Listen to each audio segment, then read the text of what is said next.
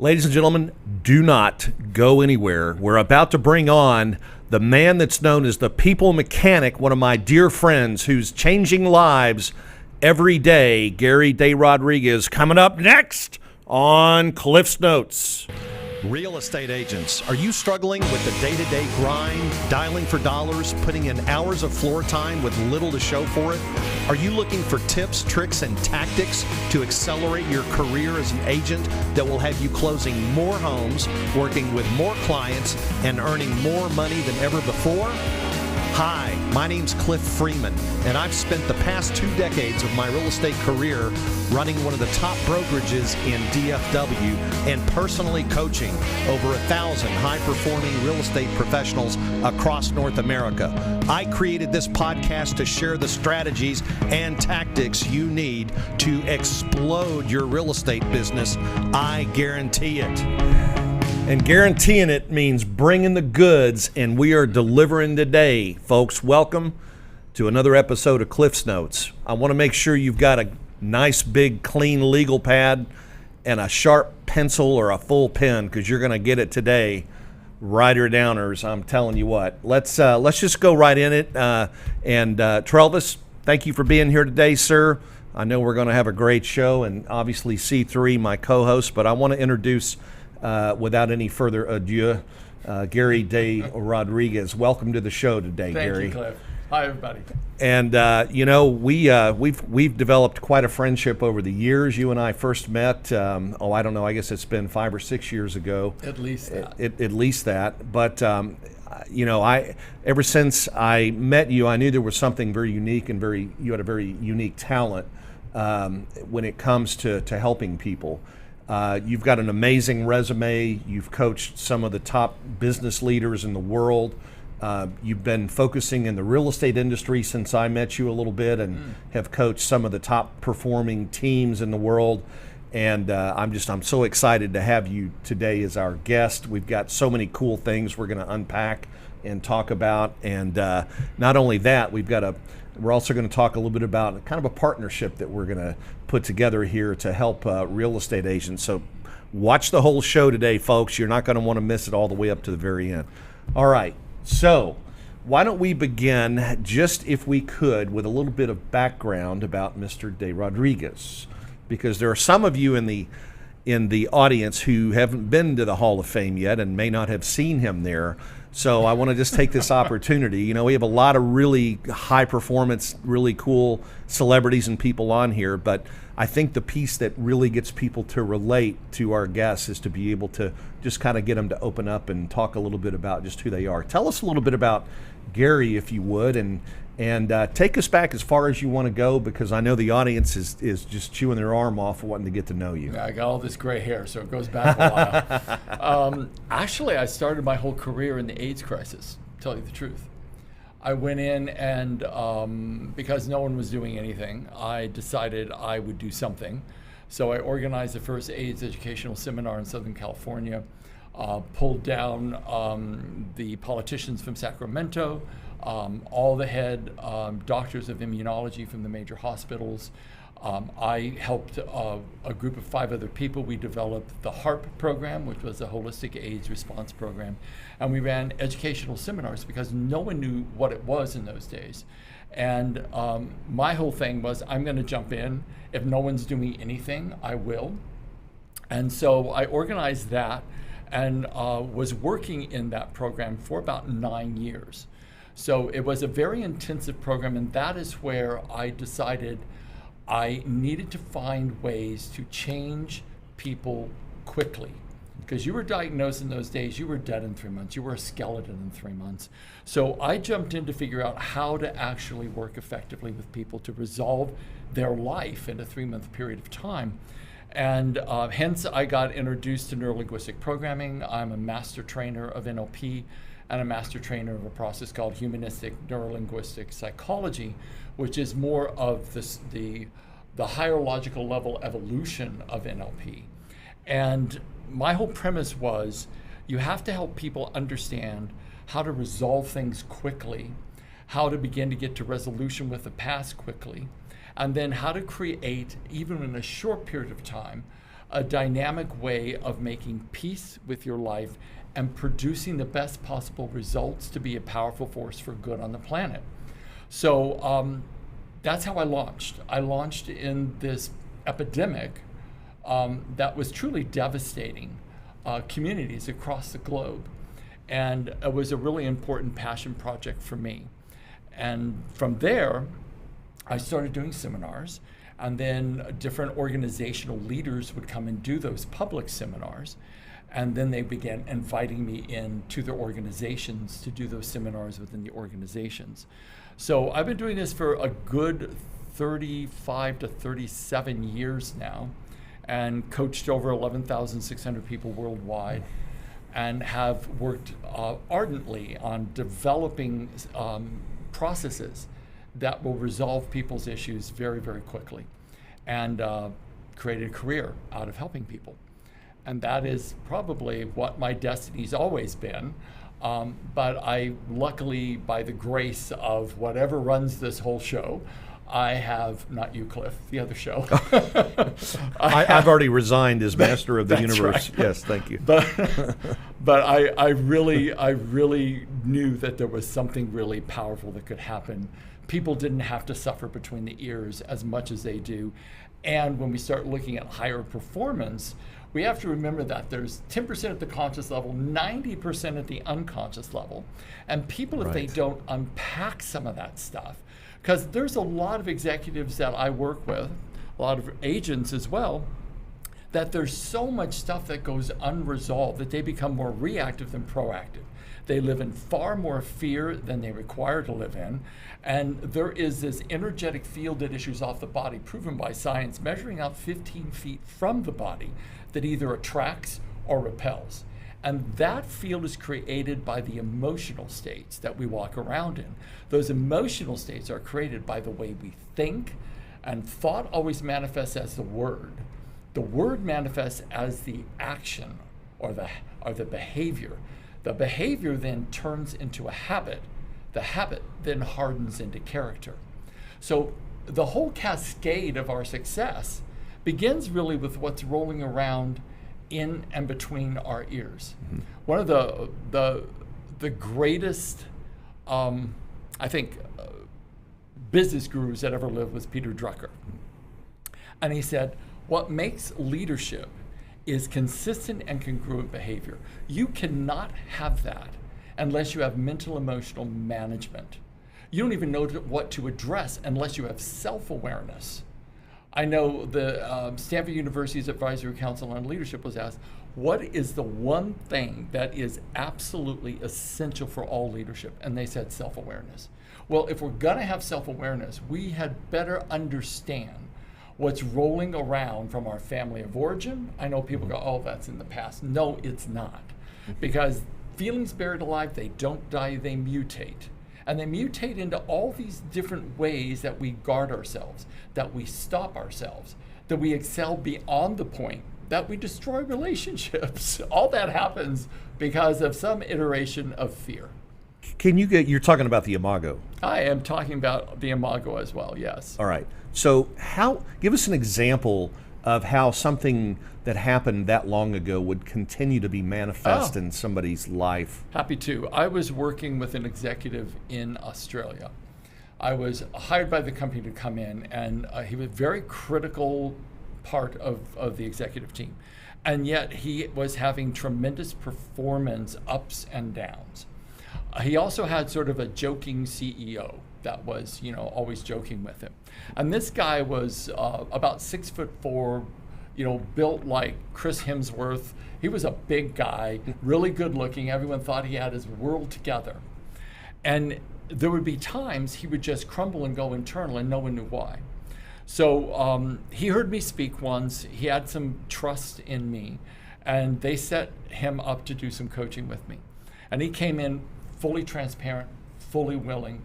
And he revealed, he said, I have to just go to things that I've never spoken to anybody about. And when he was a little boy, he was molested. When he was 14 years old, he was raped. And there were all of these iterations of shame that went along with those core significant experiences. Here he is, a high-level executive, has, from the outside, has everything going on for him. And yet he would go to a little boy when his CEO would joke with him and make fun of him in a joking manner, not in a cruel manner, but in a joking manner in a team meeting. And what would happen to him, he would completely cave, and he would stay caved for about 3 days after that. Wow. And so when we resolved that trauma of what had happened to him, the CEO called me about two weeks later and said, I don't know what you did, but his performance level has been so consistent ever since you did coaching with him. I'm not going to ask you what you did, but I just want to acknowledge that a huge shift has happened. Because there's, I'm going to go to this just really quickly, a side note. There's a process I developed about 20 years ago called the memory resolution technique. It decodes your nervous system in anywhere from about 5 minutes to about 20 minutes from literally any trauma. If someone shows up in my office and says, I've got a trauma that no one's been able to ever get rid of, I can guarantee that I can deal with it if that person wants to be free of it. So what we have to start looking at, it isn't about talking about issues that actually resolves it. It's how the nervous system brings in through the 5 senses the picture, sounds, and feelings of that event, which is what our memories actually are constituted by. When the eyes move, they're actually sorting for visual images up, laterally, auditory, down, kinesthetic. So our memories are actually encased in our nervous system in a series of pictures, sounds, and feelings. So all we have to do is help the nervous system do something different. So we gather up all kinds of resources. We overlay the original visual image with all of the resources. I'm not going to go too deep into the process. And then we have the eyes move in random directions as they are in that emotional experience of that memory. What that does, scrambles up the memory completely. They cannot get it back with the same emotional hit ever again. It's a permanent change. Filed in another drawer. Completely filed in the completed drawer. So then what would our lives, our performance, our leadership be like if we had emotional neutrality about those things, those critical parenting things that we went through, the difficult kind of qualities of experiences that we had? What would our performance be like if we had our past only saying, yes, you can? And so this is where that self-awareness comes in. Leaders have to look at themselves deeply, profoundly to lead teams. Because the best leaders I've ever worked with show up with a heart that's like that, with congruency, consistency, with a larger purpose for why they do what they do, and it inspires everyone downstream of them. If we're wondering why we don't have team engagement, it's because we don't have leadership engagement. If we had the leader on top of their game that's done enough self-discovery work and self-leadership work, then we have a natural propensity to engage our teams, and I'll say retain our teams. Okay. I just want to, I mean, this is unbelievable stuff. I want to ask you, are there any examples of companies that you can think of that are doing it right? Yeah, I can. Pete Middleton, he's doing it right. I just went in and assessed his entire team in a psychometric assessment process to show where that team is fitting into a high performance algorithm success pattern, and those that are not within that pattern. Then there's an inbuilt coaching program in that assessment process that helps coach that individual to have the attitude and performance capabilities of being in that high performance success pattern. Pete's got a coach that is actually working with each person individually to develop a 90-day personal development program for high performance. Okay. Pete La Jolla. Pete La Jolla. Let's just, in case the audience hasn't met Pete yet, dear friend of ours. Pete Middleton's in La Jolla. He's one of the top real estate brokers, if not the top real estate salespeople in that area with our company. Yeah. But he's number one, period. And then Ivan Shear in Las Vegas, who I don't believe he's in EXP, but he is His brokerage is a top brokerage, like almost like the only top brokerage in Las Vegas. He's a big luxury brand there. And Ivan has this heart that is so generous, kind, and inclusive of his team. He pays for coaching packages, which is not inexpensive, for me to work with anyone on his team that is having any kind of issue, personal or professional. And I say, Ivan, this is a rather, this is an investment. He goes, all it takes is one sale, one more sale in their performance quota. That is going to pay for everything. Go in, make the best change you can make with them. Right. And I've been working with his teams now for a bit. And I got to say, what we have to understand is that there's certain cultural, I will say research cultural needs to make high-performing teams.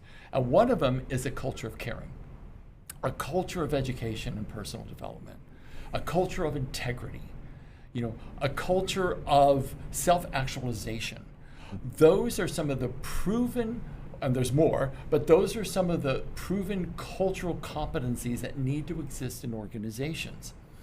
Our company got published by Bloomsbury Publishing House, as you know, and one of the research items of data that came out of that writing was the comparison of companies that had these cultural values and to the performance. They were comparing the performance to the good to great, to these culturally adept companies, and over I think it was a 3-year period of time, the humanistic companies were getting 75% greater profit, good to great 73. Over 5 years, 128 more profit than regularly run organizations, and 77% for the good to great.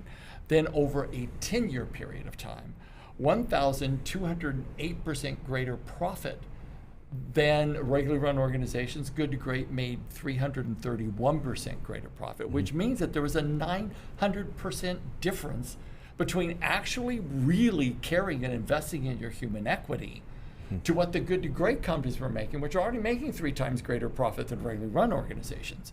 Right. So the greatest capitalistic edge of engagement, because your highest, your best equity ever is your human equity. So if we are investing in our teams, if the leader is not just about money, but is about the high performance, you get your teams to love you, you care about them, you evolve them, they will naturally perform better. Naturally. You give them skills to resolve what's happened to them and give them the mindset skills for success, they will naturally perform better. Boy, culture, and I hope you're writing this down if you're out there and really paying attention here, because culture, it's Ivan Meisner said, culture eats strategy for breakfast, always. Right? The thing is, if you look at companies like Southwest Airlines, Richard Branson, take care of the employees and your customers will be fine, because it's the employees that you need to take care of.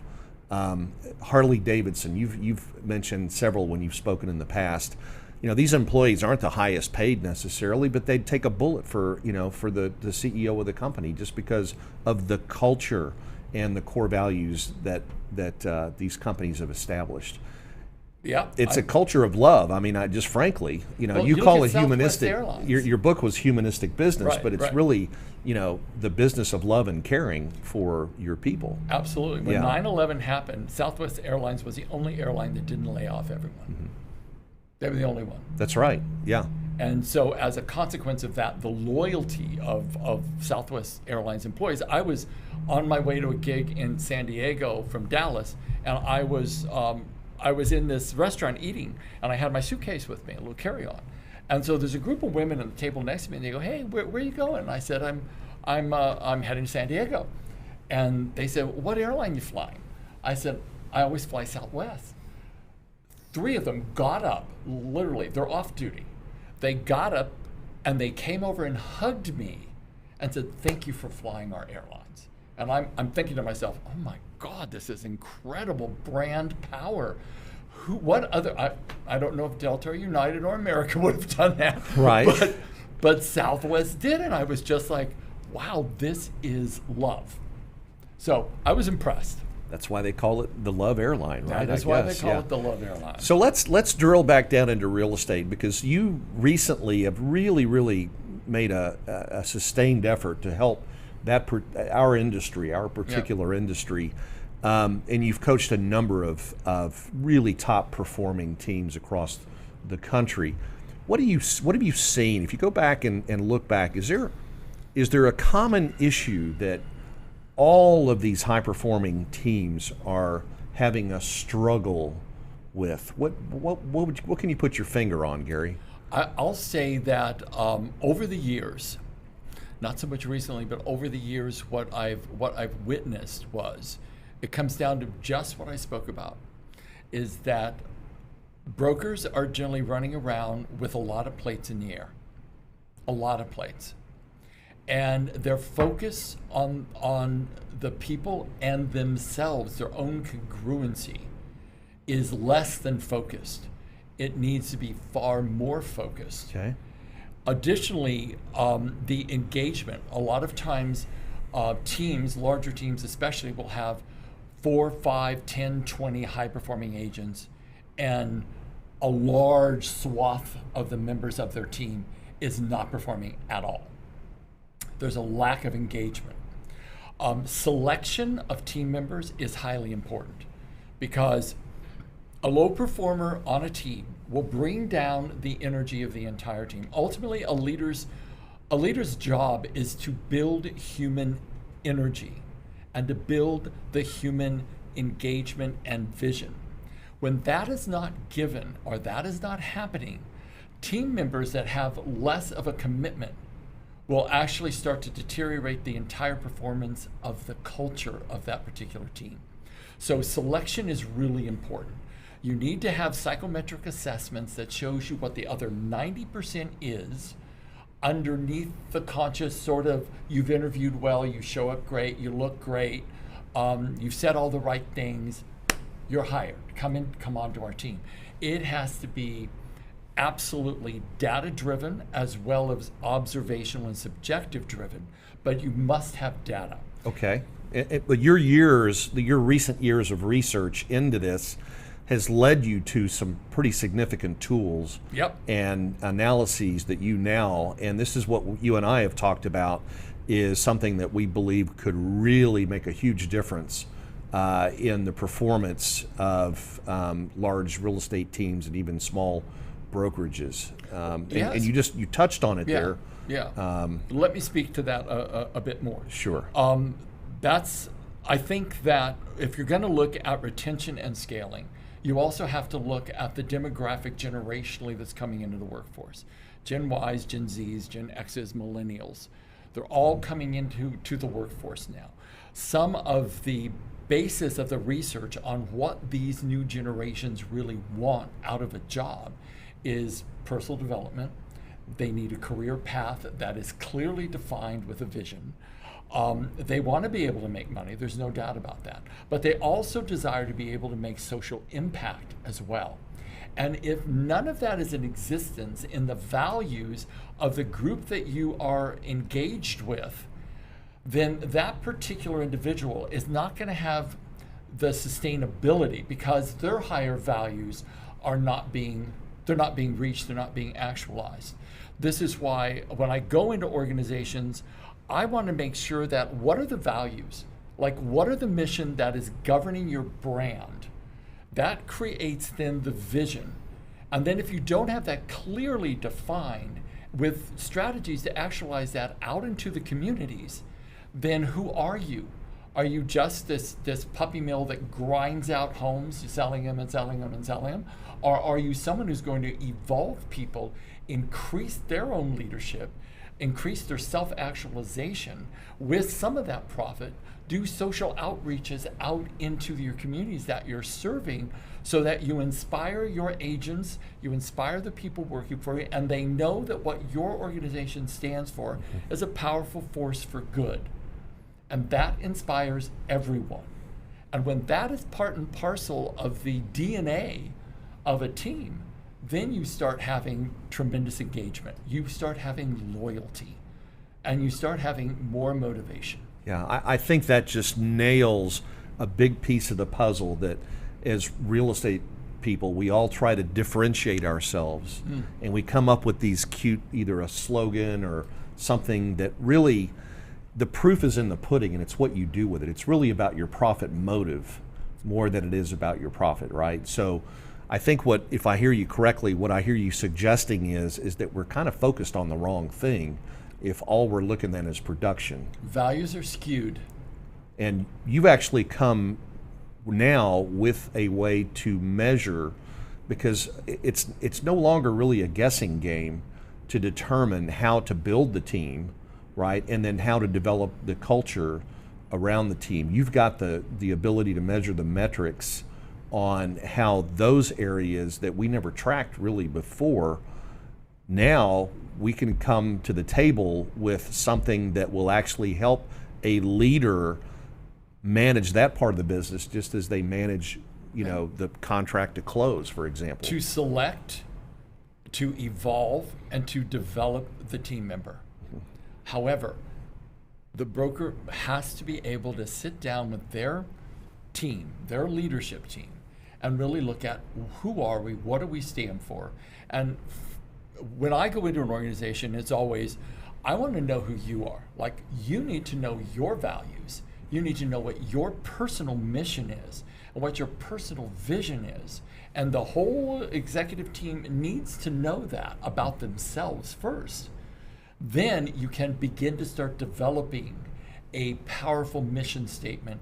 And that mission statement is the umbrella, which all the team leaders, all their values are like under that umbrella. They complement that umbrella so that the team leaders have the emotional juice to be congruent and consistent in the demonstration of those values in word, thought, and action with every team member.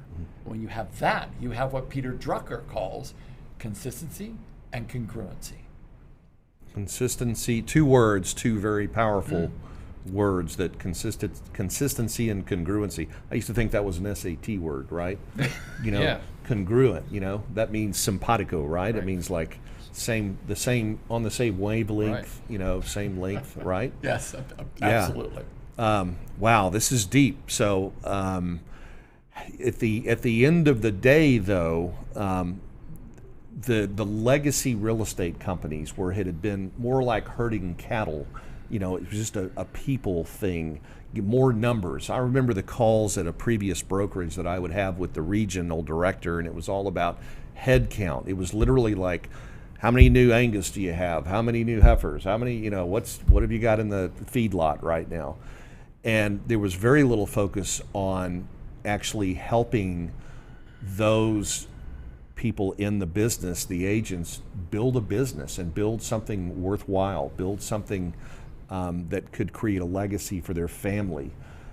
Even more important, heaven forbid there was any help with anything outside of business, right? Where somebody might be struggling on a personal level and have literally no place to turn.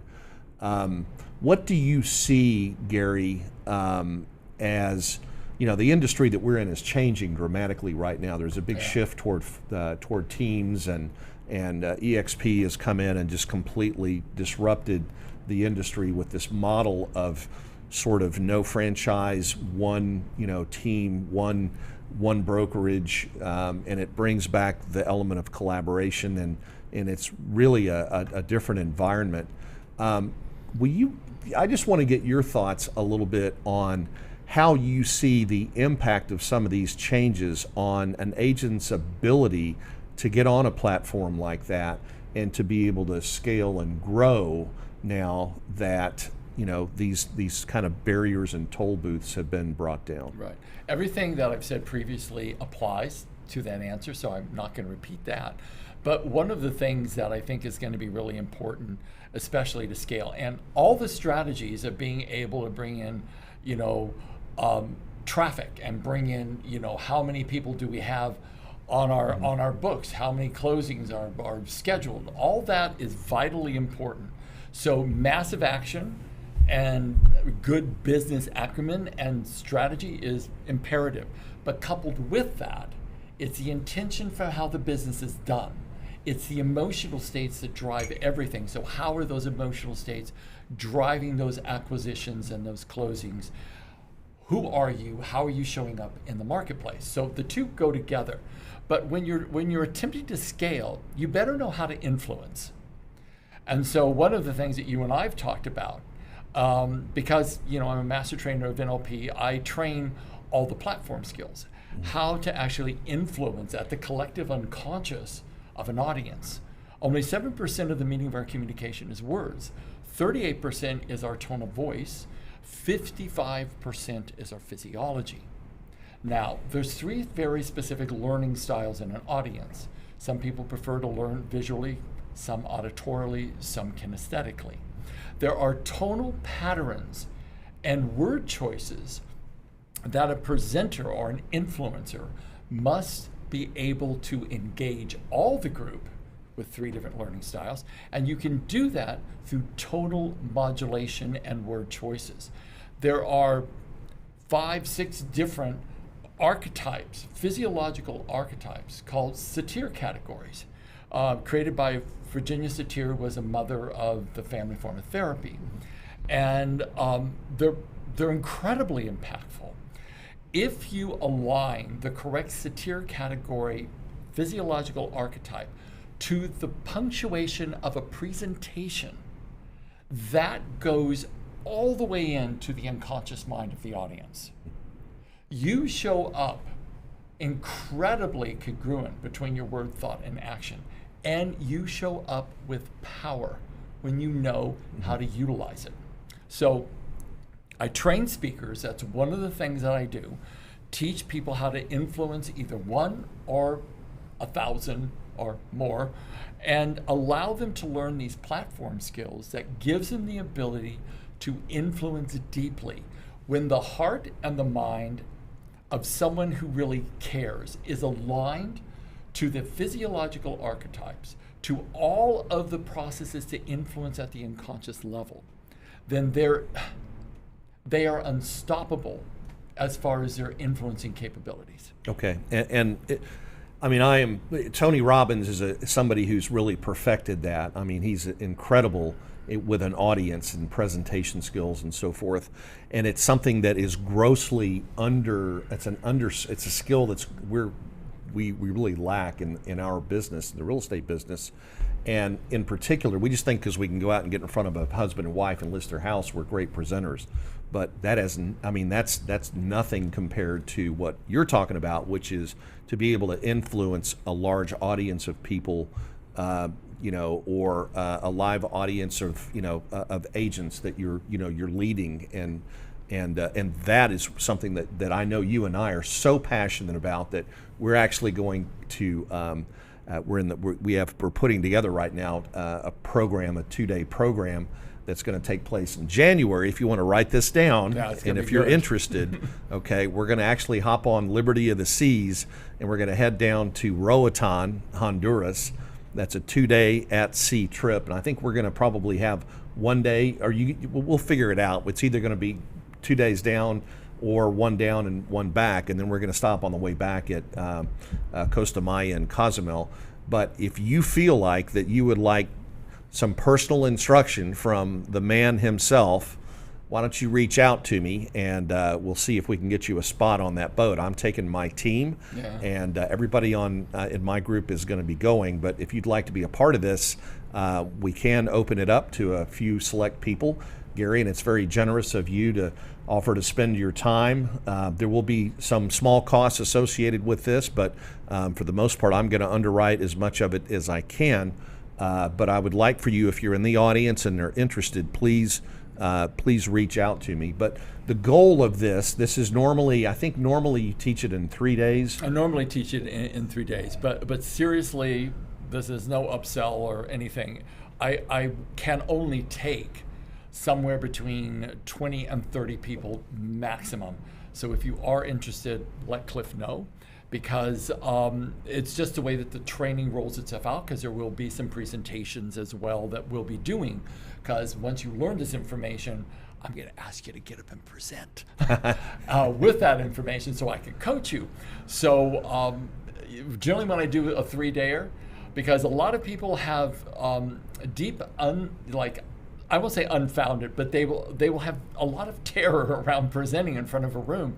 So we go through and we do some of the techniques of emotional release work, content free, by the way. None of what I do, you have to tell your story in front of anybody, but content free, so people can bring down the nerves, bring up the values that they stand for and the purpose they live from, and then learn the presentation skills and then present. So when you pile all that together, the sort of the great unraveling of the fear of presenting with the skills to influence at the collective unconscious, then what you have is the ability to align your message to how some of the best influencing skills from the front of the room that you'll ever find. So if you can join us, it's going to be awesome, and I'll be like laughing away, and we'll joke around, we'll have a lot of fun, and we'll do some deep change work, which will be even better. Yeah, and I don't think I mentioned the dates. It would be January 9th through the 16th. So you'll also get to celebrate my birthday down there if you're on the boat, right? You know, and you and I need to polish that a little bit. There's 3 sea days. I wonder if it'd be worth taking 3 days. We're going to have 4 days of excursion, so we'll decide. I'll let you decide if it needs to be 3. But we'll talk. But anyway, what an amazing opportunity to learn. You know, seriously, from Gary. He has. I mean, you know, just is it MSD? What's the repackaging? I mean, you've used that technique on veterans with PTSD. Yeah, the memory resolution. Memory technique. Resolution, right. Yes, and it helped me with some garbage I had to get out of my head. And I know Brian Moses and several others that are, you know, friends of ours who you've worked personally with and really made some very positive changes. And this would be just an incredible opportunity to get kind of really, you know, up front and close with Gary on a very personal level, and really sharpen your presentation skills. So let me know, reach out if you're interested in that. You know, the other thing, Gary, that we had talked about was more around the self-leadership and sort of developing the proper culture and working on those aspects of our business that many people in the audience just frankly have neglected, not because they necessarily meant to, but just because they really didn't know. There has not been, other than your book on humanistic business, I don't know any reads where it really speaks to, you know, the things that you teach, which are that sort of development, you know, from within, from the self first, and then that sort of cascades down into the company. Do you want to talk a little bit about what you've kind of envisioned, you know, the little mastermind that you've thought about? Yeah, I've been thinking about this for actually a while, and I want to be able to present what I presented for the last 40 years, but in a very targeted fashion for the real estate industry. And the first one would be leading from the inside out, which is all about the self-leadership tools. And I can actually say very congruently that if you went through that training and you were committed to evolving, it would literally change your life. It's a very powerful process of self-exploration and self-awareness with tools you'll have for a lifetime. That's one of the things that I absolutely want to be able to accomplish. I want to be able to teach people how to build high-performing teams, not in the traditional ways that people are talking about building high-performing teams, but it is about allowing team members to understand how they have to manage. It's an adapted self-leadership, but it's for the teams. Because if they have relationship skills, personal relationship skills, if they have people intelligence skills, they're not going to let their home life crash and burn their professional life, which is what happens to a lot of agents. And be able to have skills that will actually amp up their effectiveness in communication, in problem solving. I teach people how to resolve problems from 7 different perspectives, so they have a very ecological way of resolving problems either as a couple or in a team. and then be able to align their values to who they stand for and who they are. And that will go as part of it. But then again, we bring in the psychometric assessment work, which is in teaching the broker or the point person or the individuals within themselves how to use the assessments to debrief the agents, to develop personal development plans for the agents specific to how they show up as measured against the psychometric success pattern. So that there is a 90-day personal development program for every single agent on the team. On top of that, we teach them how to select. I've got all these interviewing strategies that I can bring to the table as well that gives you more the subjective template on how to actually select team members. But then the psychometric data that shows you exactly what's going on at the deep structure at the other 90% of that employee. So think about it this way. If you wanted someone that could work well on a team, that could take charge of their own success plan, that were really good with people, that would follow the processes and follow the operational strategies that the broker knows works, and have the reasoning ability to think quickly from fragmented pieces of information, put it together and solve a problem quickly, then you know you have a viable candidate. But every single person will be different. So it depends on, first of all, the broker has to get very clear on what are the competencies that they want to see enacted, that they want to attract, and then data measure for those particular competencies. Okay, so like set a benchmark, so Absolutely. to speak. Yeah. And then I go in and I train the leader on what each one of these personality categories actually mean and stand for. And then we build success patterns for every single role in the company. Once we have the success patterns built, that individual, that leader has those success patterns for the rest of their lives. Yeah. So as they expand, all they have to do is say, hey, we need to assess blah, blah, blah. And then send out an invitation. My office sends out an invitation. We get the report back. We run the correct report against what the broker or team leader wants. And then we submit it and describe for the person how this person measured up and how much of a job match. The platform is so powerful that it actually shows you the job match percentage. So if you've got 5 people applying, 5 candidates, it will show you who has the highest job match to the success algorithm. So it becomes evident, if, especially subjectively, if they interview well and they're a 99% job match for a high-performing luxury agent, why wouldn't you hire that guy or that girl?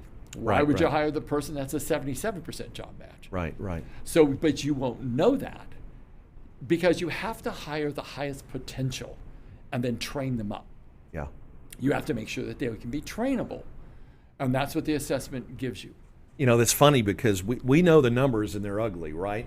80% of people who get their real estate license fail to renew it after the first year. There's only about 12% that go on and work into the second and third year. And actually less than 2%, if I remember this correctly, sell more than $2 million a year in gross volume that barely can call it enough to live on. But what this really goes back to is being intentionally strategic about this part of your business. Absolutely. And instead of just throwing everything up in the air and hoping it lands in the right place, now we've got a system and a tool here and a method that we can refine the whole process so that what comes out at the other end is not gobbledygook. It's actually the best of the best. We're actually like mining for gold here, in a sense, and then complement that with the ability to take somebody through a self-leadership development and to really help shake out all those things that they need to leave behind and the junk in the trunk and all that, and help them sharpen the skills, the leadership skills that they need. Man, that's a great value proposition right there. It is a set of skills that gives a brokerage that desires to expand the actual scientific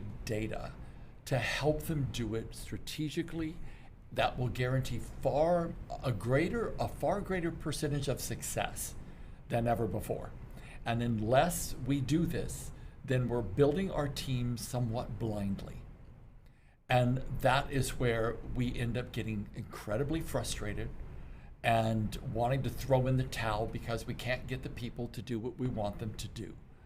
And this is about now creating a paradigm shift. Right. And for those of us who are really focused on agent attraction, another huge application here of how to develop the people in your group and how to offer value so that they can up their skill set. You know, iron sharpens iron, Gary, and I think that, you know, it's incumbent upon us as the leaders to, you know, to pour in to the people that are, you know, that are on the same boat with us here and to really help them. So this mastermind idea that you and I have talked about, you're in the audience, I can see you, and I know who I'm pointing at here.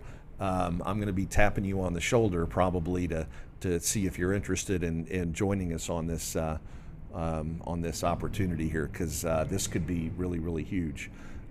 Gary, I'm just in deference to time here. This always happens, but we're actually at the end of our allotted time. You just have you come from total contribution. You've got a heart that is just second to none. And I just want to ask you, you know, how do you want to be remembered? Well, that's really easy. I want to dance out of my body at the time of my transition, and look back on the planet and see millions of lights lit from something I have done, someone I've touched, someone I've trained that have touched others. That's the last thing that I want to experience. Wow. And the legacy is that something that that people carry on the work. You know, I've trained, I do coaching certifications and stuff. So I've trained several coaches, some of which are doing miraculously well. Several in Australia, several in Europe, several here in the United States. And that's a big dream of mine, to continue teaching people this information and then how to wield these tools in a successful manner to be successful. So yeah, I'm kind of this now graying inspired guy. I know I turned 70 on Monday. I'm like, I cannot even believe I can't believe that. So I still feel like I'm 30, but you know, obviously I don't look that way anymore. But you know, I still feel that way. Well, you know, I'm trying to believe that thing that age is only a number in your mind, right? And yeah, we're all getting closer, you know, to the end of the string and closer to the end rather than the beginning, except this young guy. Yeah, I know. He's got a ways to go there, buddy. Yeah. Your brain must be on fire after sitting here that close to Gary for this long. Huh? Yeah, no, it was an awesome experience. I've never heard you speak like that before, and I'm excited that you're going to be able to come join up with us, and I mean, I can't wait. Let's get started. It's super cool stuff. So it's going to be awesome because, you know, I have this vision in my head. You know, I just want to start like a university for, you know, growing teams and like getting your head on straight and leadership and relationships. And, you know, one thing that we will make available at some point is I did a 45 video series, 63-page manual on creating incredible relationships so that people can get their home lives right. And that will only support and be the wind underneath the wings of their professional life. Yes. So that's ready. That's just about ready to launch on 2 different platforms right now. That's awesome. And I've been through your course in that area, and we talked about how to have authentic conversations. And I mean, it was just incredible. I need to go back for a refresher, honestly, if you'd have me back in. But I mean, Gary, it's just it's such an honor and a pleasure to have you here on the show. It's been awesome. And man, I'm so, like my son, we're so excited about what the future holds here. We want to just partner with you on this and take this as far as we can, because I know it's just gonna, like you said, let's light some candles. Let's get some lights lit up here. Same thing you want to do. Yeah.